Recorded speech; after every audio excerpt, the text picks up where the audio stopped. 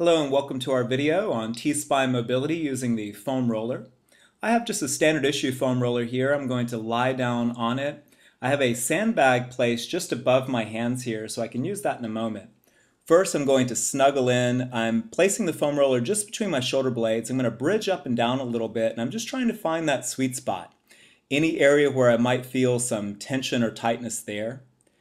And remember, our body should never harbor pain. So if you do feel some tension in the tissues, you want to spend some time there, relaxing into it, breathing into it. Now, as I catch this sandbag, I'm going to use contract relax type stretching. So I'm going to be lifting the sandbag up and then I relax to allow for a stretch. You can really use anything, a weight, a kettlebell is what I often use, or even I put my hands underneath the couch. Or a partner, you can have your partner push down on your elbows. As I get into this, I'm just allowing that area to begin melting.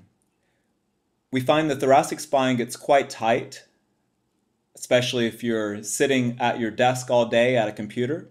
Even yoga teachers can get congested in this thoracic spine area.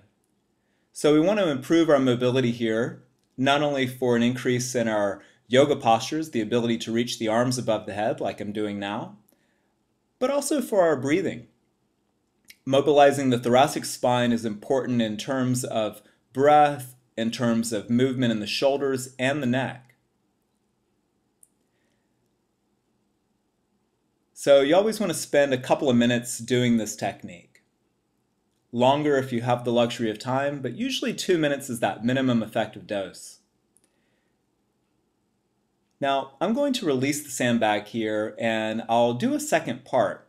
This one can be a little bit tricky, but basically I'll bridge up. I'm going to place my fingers right underneath the foam roll and then I'll roll back onto my forearms. And even though I'm arching a little bit in the middle and lower back, I'm trying to isolate the thoracic spinal region. I'm improving the flexibility of the tricep and really the whole underside of the shoulder. So I like to spend a little bit of time here. This is a very similar version of a Kapotasana type yoga pose, or a back bend in yoga. And I'm dropping my hips down to allow for a deeper stretch. As you come out, you really want to take it slow.